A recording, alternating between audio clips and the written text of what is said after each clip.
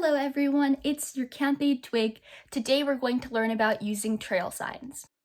Trail signs are a lot like a language. It's the way hikers can communicate with each other and share which way is the safest route to the destination they want to get to.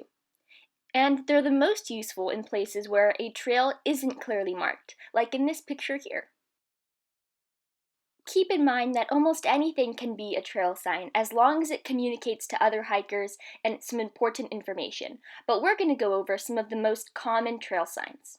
To make trail signs, we normally use sticks and rocks, but I don't have that with me on my quarantine. So instead, I'm going to use bottle caps, pens, and pencils.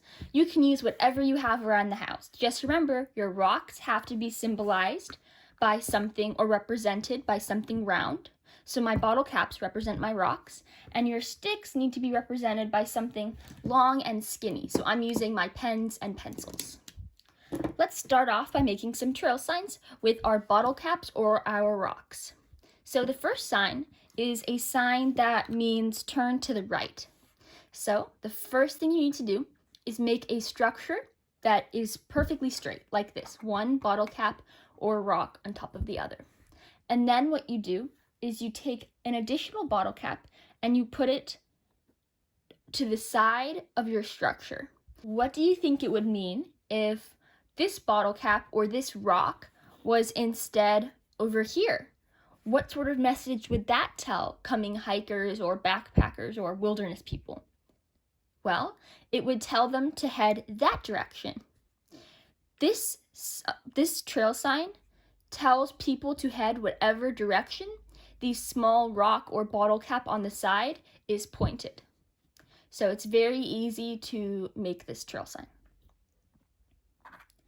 The next trail sign we're going to learn is one that says just go forwards. And to make that trail sign, all you have to do is pile 3 of your bottle caps / rocks on top of each other like that. And that says go forwards. You might have seen this one before on trails. It's also very simple and very fun. Our third and final trail sign out of our bottle caps is a sign that says the person who you're hiking with, who might have been ahead of you on the hiking trail, returned and went home. So to make this one, you need more tools than you needed for the other ones. You need to make a circle of bottle caps or rocks, just like this.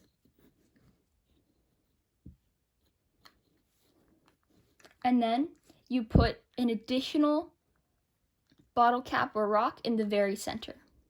And this means that you went home and everyone following you should know that you went home.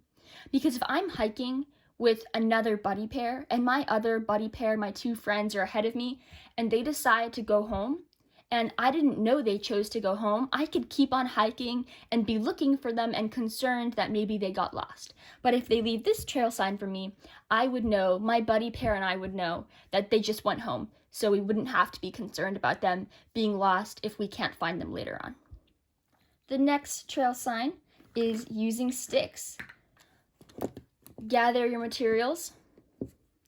The first trail sign I'm going to make is a trail sign that says go this direction, go to the right.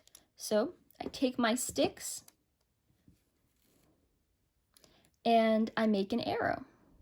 So go ahead, try making a stick arrow and point people in a different direction. The next stick trail sign we're going to talk about is a sign that says danger, don't go here. What sign do you think of when somebody tells you danger? Well, I think of a big X sign that's warning people not to go here, not to cross in this area. So for this trail sign, all you have to do is cross 2 sticks over each other to make an X. And that is a warning or danger sign. So if you see that stick formation, it means it's time to turn back or take a different route. Thank you for learning trail signs with me today. This is an incredibly useful skill. I've used it many times when I've been hiking before or backpacking in the wilderness with other Girl Scouts. So I hope you remember it and use it frequently.